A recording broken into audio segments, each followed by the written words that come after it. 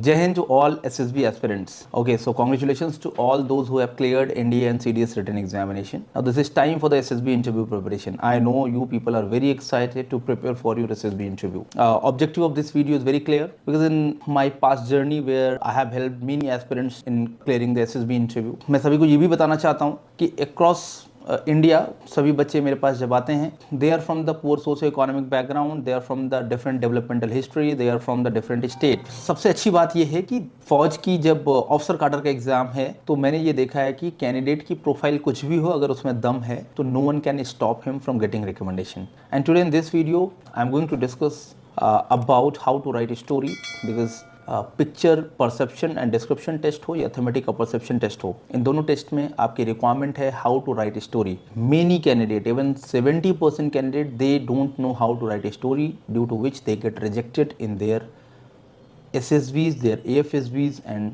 इन naval selection boards. इस video से आपके लिए काफ़ी हेल्पफुल होने वाला है और मुझे कमेंट सेक्शन में ज़रूर बताइएगा after watching this video completely. So पहली जो गलती आप करते हैं, जो नॉर्मली कैंडिडेट्स करते हैं, वो ये करते हैं, they don't know how to observe picture. तो जब मेरे पास आते हैं तो मैं उनको पिक्चर दिखाता हूँ, because you know that timing for the picture is only 30 seconds. You have to observe this your stimulus in 30 seconds.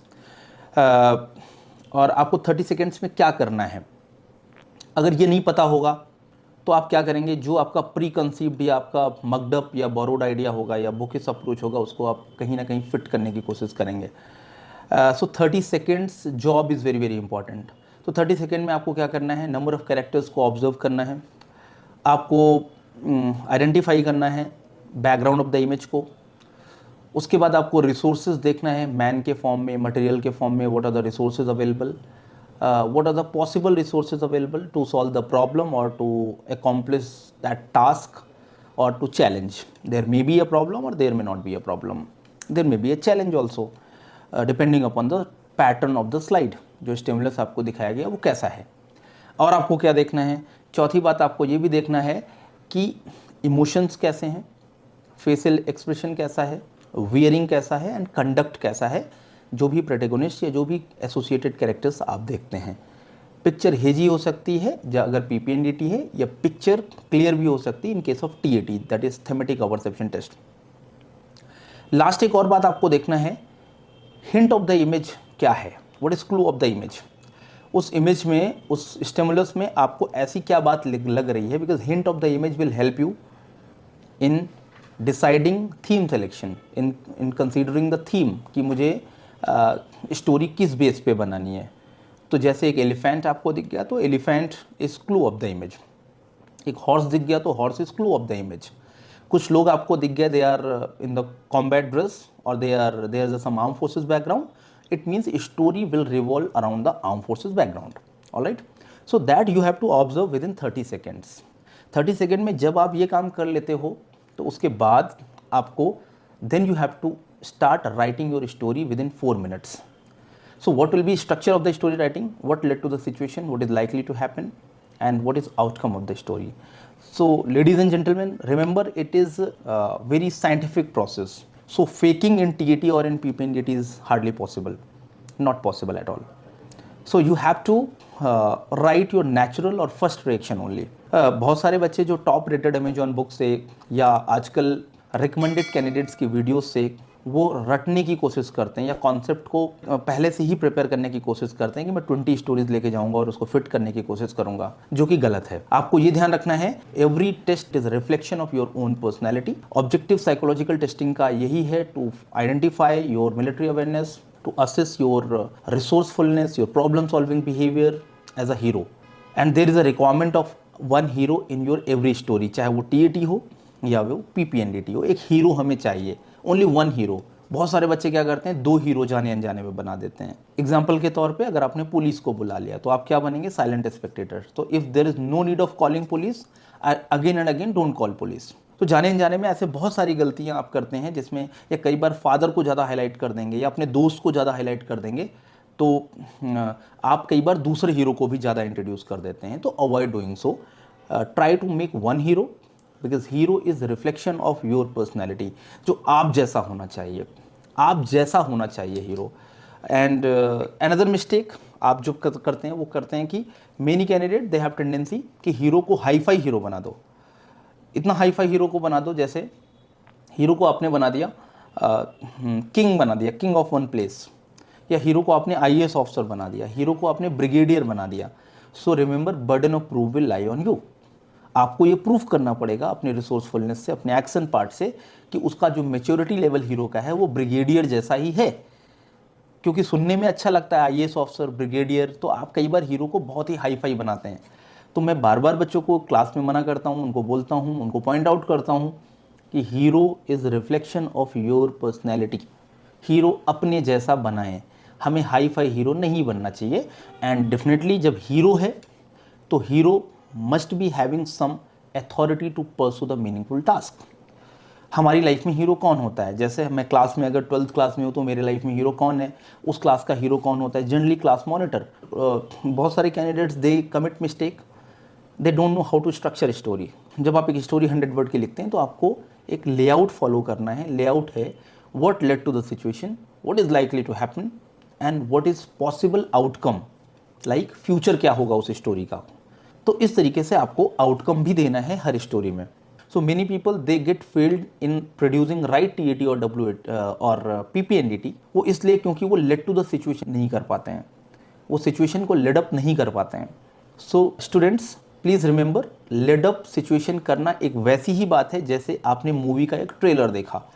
So whenever we watch trailer of a movie, हम क्या देखते हैं? हम दो चीज़ें देखते हैं। उसमें हमें प्रोटैगनिस्ट के बारे में बताया जाता है, और दूसरी बात उसमें बताई जाती है कि उसका थीम क्या है, उसका बैकग्राउंड क्या है, सिनेरियो क्या है। और उसके बाद जैसे हम ट्रेलर देखने के बाद डिसाइड करते हैं कि मूवी हमें देखनी है कि नहीं देखनी है। Similarly psychologist also shows interest कि मुझे कंप्लीट स्टोरी पढ़नी भी है या नहीं पढ़नी है। जब आप ऑफलाइन सेशंस में आते हैं तो मैं इस पर काफ़ी ज़्यादा काम कराता हूँ, जिससे आपका लेट टू द सिचुएशन अच्छा बने। लेट टू द सिचुएशन लेंदी नहीं ले जाना है। ये सारी बातें आपको स्टोरी राइटिंग में ध्यान में रखना है। एक और बात है जो आपको ध्यान में रखना है, that is don't try to copy stories from the top rated Amazon books और फ्रॉम द यूट्यूब चैनल्स। मैंने देखा है आजकल कोविड के बाद ऐसा कुछ ज़्यादा ही हुआ है जिसमें हर कोई एसएसबी पढ़ाने की कोशिश कर रहा है। So there is a difference between referee and coach. ये आपको नहीं पता होता है। Okay, one person having no knowledge about psychology is also teaching psychology. Please remember, there is a difference between umpire and coach. Many assessors, even they don't know how to prepare, how to impart right training for SSB interview. और कई बार आपको ये समझने में गलती हो जाती है कि मेरा राइट मेंटोर कौन होना चाहिए, क्या वो अच्छा मेंटोर है, क्या वो अच्छा कोच है, उसको असेसमेंट के साथ साथ ट्रेनिंग देने का एक्सपीरियंस है या नहीं है। ये सभी बातें हमें देखना होता है while deciding right mentor for your SSB interview training, because SSB interview training is very sensitive process. और मैंने अपने सालों के एक्सपीरियंस में ये देखा है कि अगर एक बच्चे को रॉन्ग ट्रेनिंग मिल जाए तो अगर वो सेलेक्ट होने वाला भी होता है तो भी नहीं सेलेक्ट होता है, because psychology is very vulnerable and it is very vulnerable subject.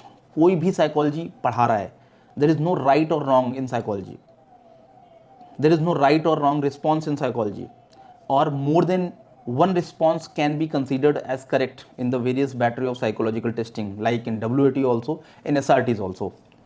तो इस तरीके के बहुत सारे नोशंस हैं जिनको आपको ध्यान में रखना है। बहुत सारे बच्चों को एक्साइटमेंट में पता नहीं होता है, उनको लगता है कि उनको गूगल में ऐड दिख गया, उनको लगता है कि उनको किसी दोस्त ने बता दिया, तो वो आसपास की कोचिंग्स में चले जाते हैं, उसका रिजल्ट नहीं देखते हैं, उनकी कॉम्पिटेंसी नहीं देखते हैं, उनका सक्सेस रेट नहीं देखते हैं, उनका एक्सपीरियंस एज अ मेंटोर नहीं देखते हैं। तो ये भी आपको देखने की ज़रूरत है। एट लास्ट टीएटी और पीपीएनडीटी को जब आप प्रिपेयर करते हैं तो हमेशा ध्यान रखना है कि ये एक प्रोजेक्टिव टेक्निक का टेस्ट है जिसको नीड कम परस थ्योरी से डराइव किया गया है। That has been derived from the department of psychology, जिसमें हीरो के साथ नीड ऑफ द हीरो भी इन्वॉल्व होता है। तो whenever you are framing a hero, you are supposed to frame need of the hero also while writing your story. Without need, without problem, without challenge, you will not be able to frame right story. Practice well, practice time bound repeatedly so to gain the perfection. एक picture पे कोशिश करिए 4-5 ideas लेके आइए, make it meaningful, make it convincing, make it feasible as per your personality, as per your personality type, और उसको assess करवाइए अपने अच्छे मेंटोर से, then definitely you will be able to produce right TAT और right PPNDT. This is all from my side. इस छोटे से वीडियो में जितना मैं आपको समझा पाया, क्योंकि क्लास के सेशन में यही सेशन मैं 3 आवर्स में कंप्लीट कर पाता हूँ, तो इस 10 मिनट के वीडियो में मैं आपको जितना समझा पाया इस वीडियो के माध्यम से, आपको कितना मीनिंगफुल लगा, आपके लिए कितना यूज़फुल लगा, इस कमेंट सेक्शन में इस वीडियो के मुझे ज़रूर बताइए। और इस वीडियो के लास्ट में मैं आपको एक पिक्चर दे रहा हूँ, and I want you to write one story in 4 minutes only. 4 minute में उस स्टोरी को लिखिए। टीएटी हो या पीपीएनडीटी हो, स्टोरी लिखने का स्ट्रक्चर विल रिमेन सेम। तो 4 मिनट में इसको कंप्लीट करिए एंड अपने इस कमेंट सेक्शन में उस स्टोरी को जरूर लिखिए। अपना नाम लिखिए, अपना प्लेस लिखिए, अपना टाइप ऑफ एंट्री लिखिए। डेफिनेटली मैं उन स्टोरीज़ को इवेलुएट करके आपको रिप्लाई करूँगा और एक दूसरा वीडियो लेके आऊँगा जिसमें मैं आपको बताने की कोशिश करूँगा आपकी स्टोरी पैरामीटर ऑफ सिलेक्शन के हिसाब से फिट है या आपकी स्टोरी में करेक्शंस रिक्वायर्ड है। Good luck, my best wishes for your upcoming SSBs। God bless you, thank you and जय हिंद।